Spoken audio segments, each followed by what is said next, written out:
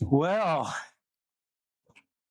just about down to the wire here next week, Orphan Sunday. Hoping that it'll be a great outpouring of generosity. We've been talking about generosity in this sermon series for the last few weeks. Last week we looked at the courageous generosity of the poor widow in Luke chapter 17 or Luke 21, where Jesus was at the temple and he was observing the giving, and there would be a couple like cans in the back, treasuries, where people would throw their money in, and he observed that the rich people gave large sums of money out of their wealth. And then he noticed this one poor widow that put in 2 tiny copper coins. And he said, she gave more than all the rest of these people because she gave out of her poverty all she had to live on. And when we're talking about courageous generosity, we're talking about having faith like that poor widow. The belief that God is going to take care of us no matter what. He is going to provide for us. He promised us that. Jesus in Matthew chapter 6 said, don't worry about your life, what you'll eat or drink or what you'll wear. God knows you have need of all those things. He'll take care of you. And so, this widow was displaying her faith in God, saying, I know you'll take care of me, and I put my trust in you. She was also displaying her love for God, and her love for the people of God. I was thinking about how in 2 Corinthians chapter 8, when Paul was sharing with the church in Corinth about this great collection that he had taken up from the Macedonia church, and he was so proud of them because out of their severe trials and their extreme poverty, he says that their spirits welled up with joy in giving not only what they were able, but even beyond their ability. And he was trying to encourage the church in Corinth to take note of that. And he told the church in Corinth, he says, I'm not commanding you to give. I want to test the sincerity of your love. And that's almost even more convicting to me to think about. It's easy to say, I'm going to give 1/10 to the church. I'm going to give 1/10 of my income to the church. And then strive to do that knowing that, I'm going to have the other 90% for myself. But to give all you have to live on. And Paul said, if you really love God, and you know what God's heart is for the poor and the needy, and you really love your brothers and sisters who are poor and needy right now, then you will give generously. And that's courageous generosity. This morning, I want to talk about contagious generosity. And believe it or not, this is scientific. Okay, I'm not going to approach it from science, but I encourage you to do a search on contagious generosity, and you'll find that there's a lot of studies that have been done by neuroscience, and they have studied how our endorphins are released when we are generous in helping others. And it really does make us feel better and good about ourselves. And so it really is something that is contagious. Once you do it, you experience it, then you want to do it more and more and more and more. And so I wanted to look at this passage. We studied this Wednesday night in Bible study. In Acts chapter 4, verses 32 and following, it says, all the believers were one in heart and mind. No one claimed that any of his possessions was his own, but they shared everything they had. With great power, the apostles continued to testify to the resurrection of Jesus our Lord, and much grace was upon them all. There were no needy persons among them, for from time to time those who owned lands or houses sold them and brought the money from the sales and put it at the apostles' feet, and it was distributed to anyone as he had need. You know, one thing to notice is that first verse, that they were all one in heart and mind. They all had that same affection for Jesus, for God, for one another. They all had that love, that spiritual love, that agape love. And they all had the same mindset, the mindset of the Spirit, that they were going to do the will of God no matter what, that they were going to give themselves to doing the will of God no matter what it cost them, that they were one in heart and mind. They were unified in this whole new journey they were on as Christians. And so when they saw people in need, they jumped to it and took care of those needs. And it's interesting in verse 34, it says, there were no needy ones among them anymore. They took care of it.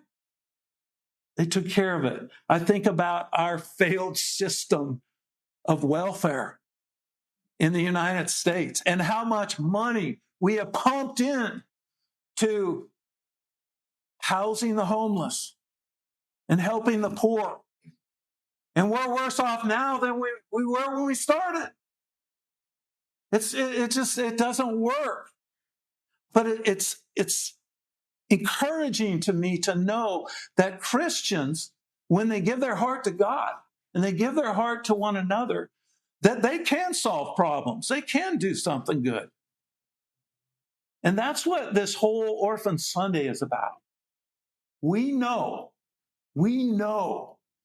that God's will is to take care of orphans and widows in their distress, that this is pure religion.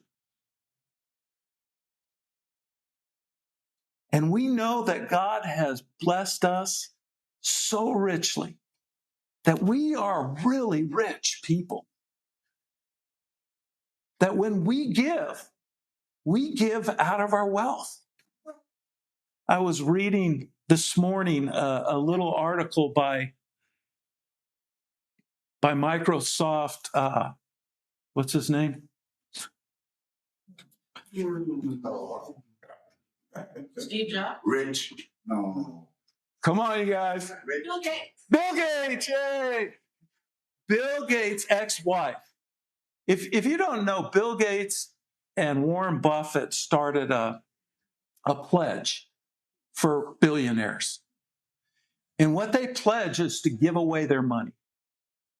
And Warren Buffett, as they say, is giving away 90% of all his wealth. And Bill Gates' wife wrote a little piece saying, you know, I don't think of a person being noble who has so much money that can give away so much and it never even affects them. She says, I have made a pledge that I want to give away all of my wealth. I want to not only give away my wealth, but I want to be involved in helping people, involved in helping young girls, involved in helping those who are underserved. And that's generosity. That's the whole concept behind generosity, is an attitude of self-sacrifice and a willing to go above and beyond the norm. And so that's what you see in the early church. So how do you become like that? You know, you're not born that way. You're not born thinking, oh, I give away all my wealth. No, you're born thinking, I'm going to keep all my wealth. The way Christians become generous is, first of all, being taught the importance of generosity. And I think probably the first thing I learned as a Christian was the generosity of God. You know, I began learning that everything in this world, all the things that I enjoy, every good and perfect gift comes from above. Amen. That it comes from God, that God made this world a beautiful place, an experience that brings joy to us, makes us happy. He has just been so incredibly generous to us, and especially us in the United States. We are rich. We're in the top 2% of the world.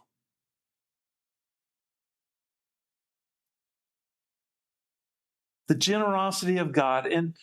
And not only that, but we know what God's will is in giving us that generosity. In fact, in 2 Corinthians, when he was writing to the church there about the special collection for the Jewish people in Jerusalem who were in need and poor, he said to them, let me get it, got the wrong Corinthians. He said to them in chapter 9, in verse 8,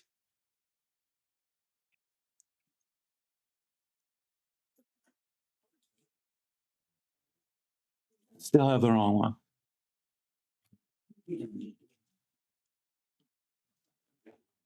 We'll get there. He's encouraging them. Each man should give what he has decided in his heart to give, not reluctantly or under compulsion. In other words, if you don't want to give to this, don't. And don't feel guilted into it by all means. This needs to be something you want to participate in. For God loves a cheerful giver. And God is able to make all grace abound to you, so that in all things, at all times, having all that you need, you will abound in every good work. He is able to make you abound, which he has made us abound, so that in all things, at all times, having all that you need, you will abound in every good work. That's why he gave it to you. For that purpose. We've been taught that. We know that, don't we? We know that Scripture commands us to be generous. I mean, the great commandments are really about being generous. Love the Lord your God with all your heart, soul, mind, and strength, and love your neighbor as yourself. How do you show love for God? By doing his will. By doing things that make him happy. How do you show love for your brothers and sisters? By helping them when they're in need, by loving them, caring for them. You know, Paul told Timothy in 1 Timothy chapter 6, when he was encouraging Timothy and things to teach the church there in Ephesus, he said in chapter 6, verse 17, command those who are rich in this present world not to be arrogant, nor to put their hope in wealth, which is so uncertain, but to put their hope in God, who richly provides us with everything for our enjoyment. Amen. Command them to do good, to be rich in good deeds, and to be generous and willing to share. In this way, they will lay up treasure for themselves as a firm foundation for the coming age, so that they may take hold of the life that is truly life. Command them to be rich in good deeds, to be generous and willing to share. It's not a suggestion. This is God's command. Be generous. And of course, we've been taught the responsibility of stewardship, right? All of you know the parable of the talents. You've heard that, haven't you? Where God gave, to different ones, different amounts, and And then he came back one day to take account, and he said, what did you do with it? We know these things because we've been taught as Christians. And if you don't know those things, you should study it. God has been generous to us so that we can be generous to others, so that there can be people are cared for and not forgotten, and there's not a bunch of inequality in our world. But secondly, Christians learn to become generous by witnessing the generosity of others. You know, the example of Jesus is you could preach forever on that. He was the most generous person that ever walked the face of the earth. In fact, when Peter was trying to describe him to a crowd of people in Acts chapter 10, he says, you know Jesus of Nazareth, that guy that went around doing good? You've heard me say many times, that's what I want on my gravestone. Jim, a man who went around doing good, helping people. When we look at the life of Jesus, he had time. He was generous with his time. He had time for everybody. There were times when his disciples tried to stop needy people from coming to him. And Jesus said, what are you doing? Let him come. Bartimaeus, who stood at a distance and cried out, Jesus, son of David, have mercy on me. The disciples were like, stop it. He's a busy man. He's got work to do. Jesus said, bring him to me. What can I do for you? If I could only see again. Jesus gave him a sight. Just time and time again, all these stories in the gospel are about the generosity of Jesus, his time, his patience with people, his mercy that he showed. He was generous with that too. You remember the story of the woman caught in adultery and brought before him and thrown down on the ground. And, well, she was caught in the act. What are you supposed to do? You know what the law says, stone her to death. What do you say, Jesus? He said nothing. And one by one, they started leaving after he said, let the one without sin throw the first stone. And then he got up and said, hey, where's your accusers? They've all gone. And neither do I accuse you. Go and stop sinning. He was generous with mercy.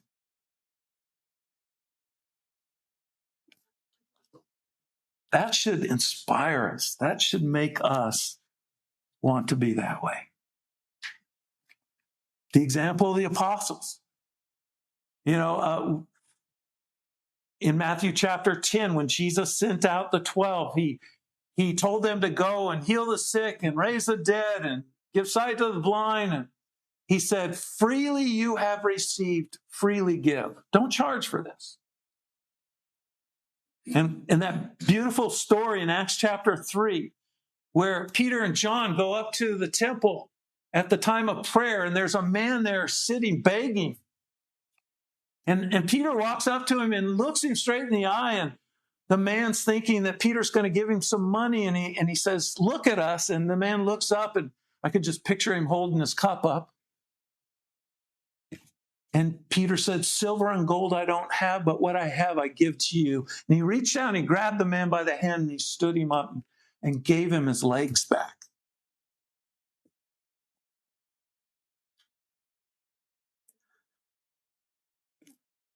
Jesus taught that it is more blessed to give than it is to receive. And then the example of the early church. Man, we're studying that in Acts, and we just see how these people were so responsive to the needs of others, that they were They were selling their goods and possessions. I picture, an old widow that bakes bread, bringing the bread and putting it at the disciples' feet, saying, share that with them. And then the rich guy with the big piece of property says, I'm going to sell my property and bring it and give that to those that have need. And they're all, just, I wanted to share something with you this morning. I've held back not doing it because people don't like when you talk about the good things that they do. But I want you to know, I talked to Gloria before this, that before Donnie passed away, she had us over to her house and we were visiting with her in her bedroom. And she handed me 2 checks. She says, I wanted you to have this before I pass. One was for $50,000 and another one for $5,500. She says, I want the $5,500 to go toward Orphan Sunday. And I want you to use that $50,000 to keep the church going.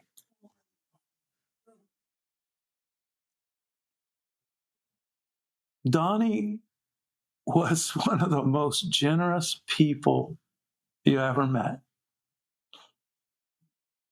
She had Bible study at her house. I remember when she was having a lot of health issues, and there were times when we'd have to cancel Thursday morning Bible study. But as soon as she was able to sit up, it was like, can we start Bible study up again? And we would go to her house, and every time she would have fresh baked cookies for us. She invited my family over for family gatherings, for Christmas, Easter, to have dinner.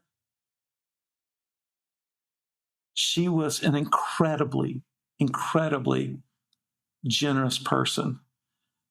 If that doesn't inspire you, when we witness the generosity of others, it helps us to really examine our own generosity. How generous am I? Could I write a check like that? Could I do this?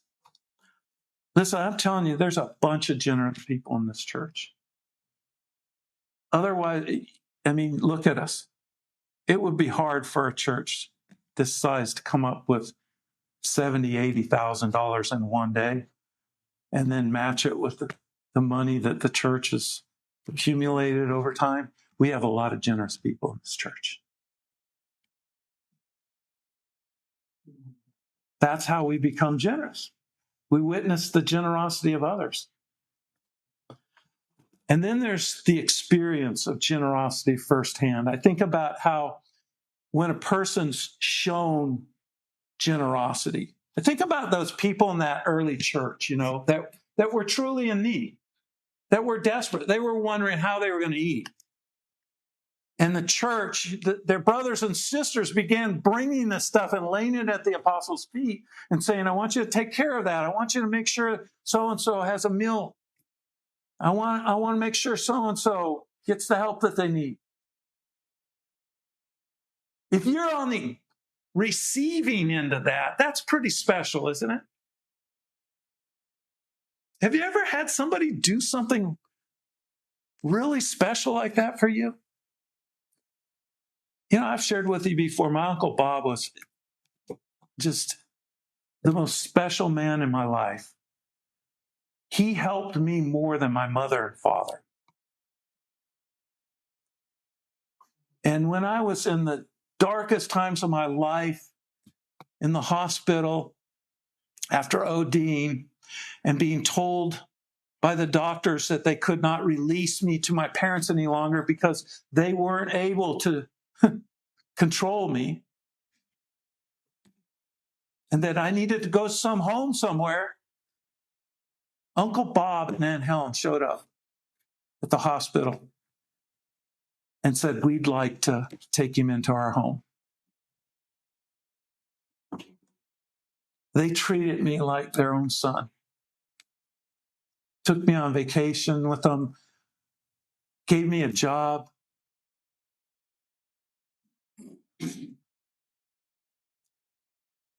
I have a special place in my heart for Uncle Bob. And, that inspires me to want to be that kind of person. I see what it's like to experience that. And I want to be the one on the other end of it, personally involved in showing generosity to others. And that's one of the reasons that we go on mission trips.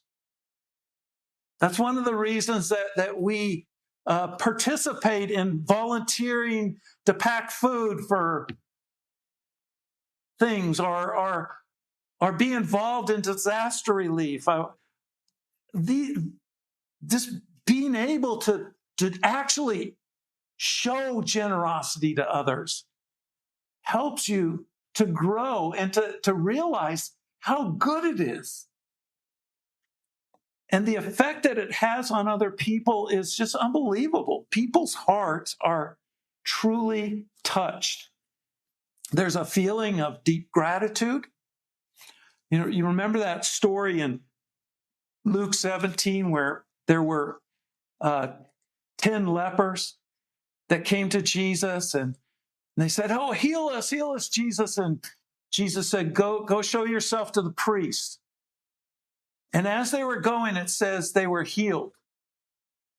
And one of them out of 10 did a U-turn and ran back to Jesus, praising God and thanking him for healing him.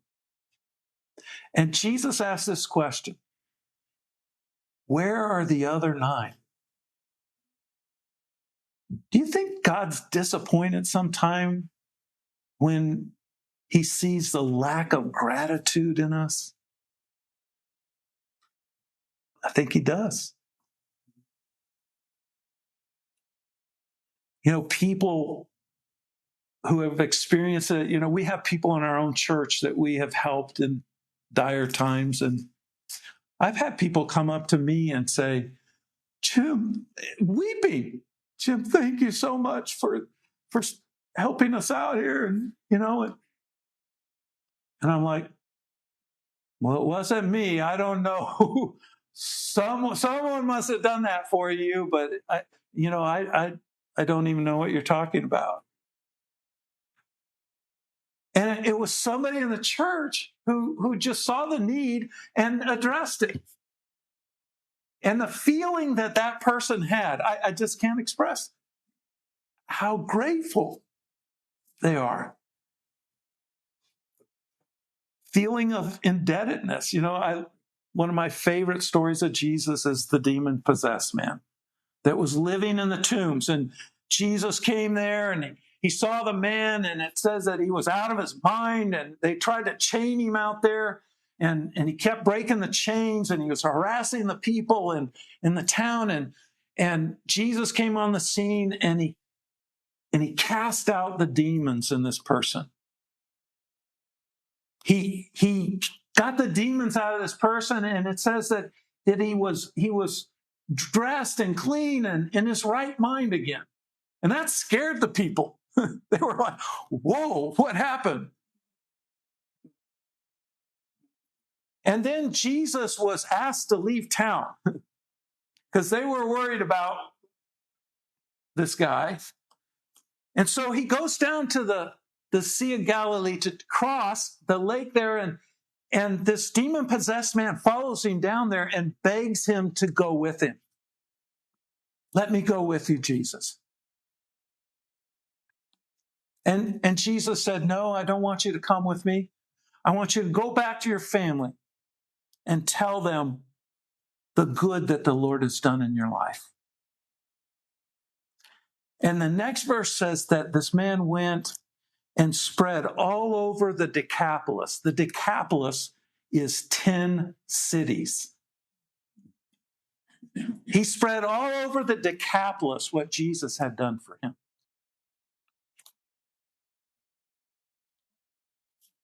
Are you telling people what Jesus has done for you? Man, every day. Man, I feel indebted to him. He saved me. He saved my life. Many people are moved to pay it forward then.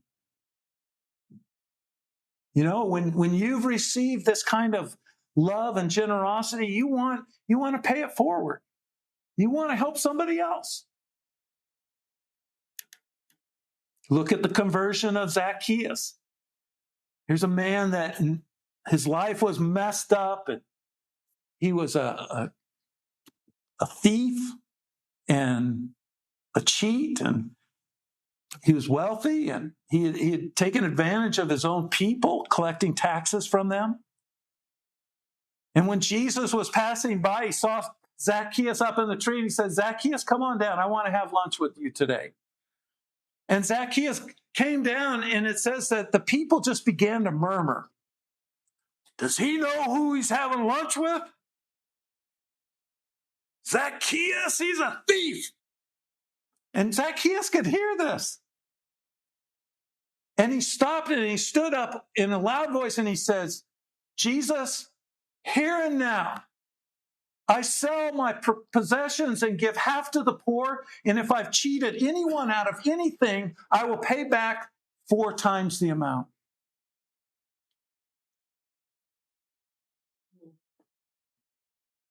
That's somebody who has been touched by Jesus' generosity, that has great faith in Jesus and wants to do his will.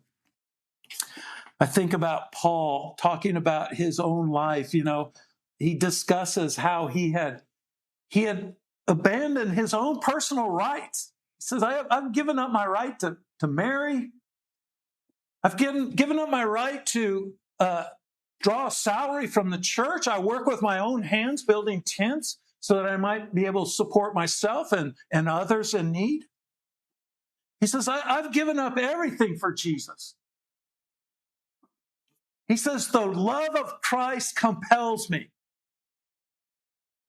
That day on the road to Damascus, when Paul saw Jesus, and Jesus forgave this wretched man he was and called him to be an apostle to the Gentiles, Paul was moved by that in a deep way, to take it seriously and to pay it forward. You know, he encourages Christians in Romans 12:1. He says, I beseech you by the mercies of God that you offer your bodies as living sacrifices.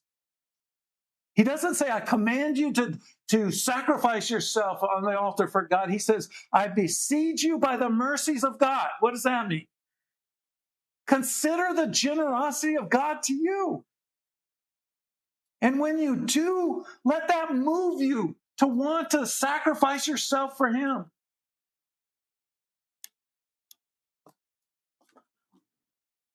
When this sinks in with people, when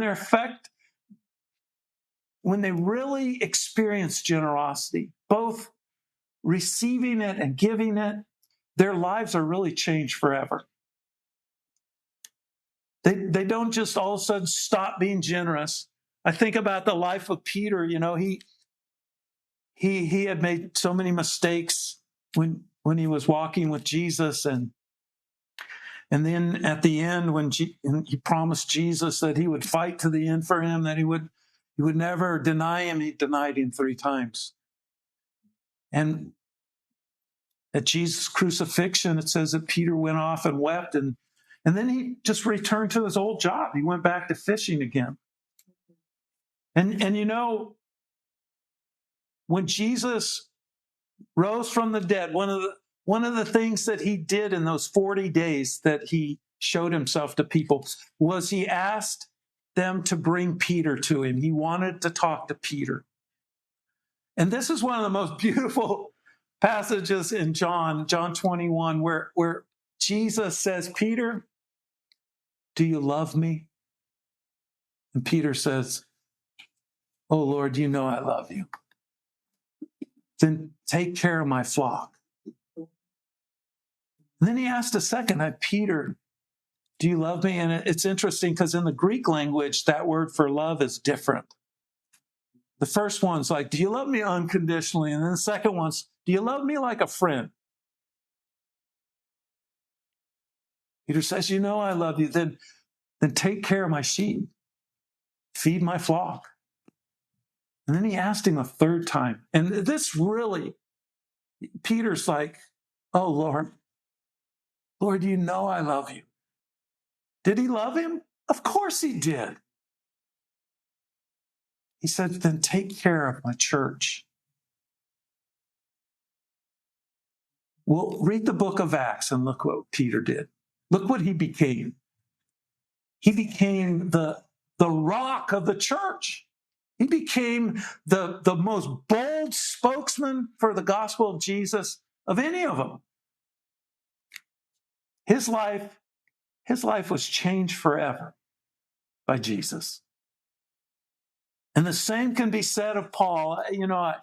I love how Paul describes his own conversion in 1 Corinthians chapter 15.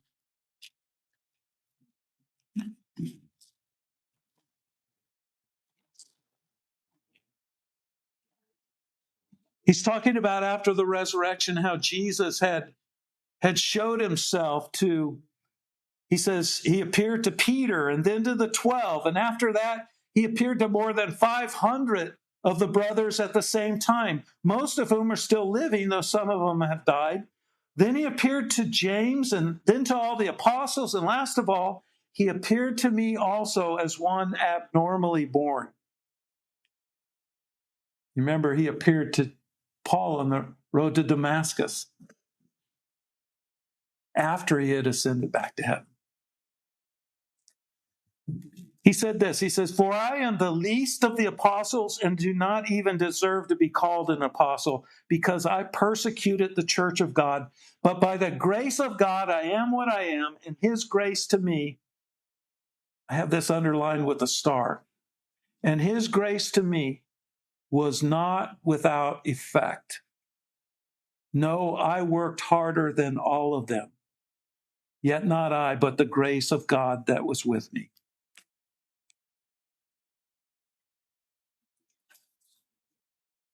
It had an effect on Paul. And he worked his rear end off.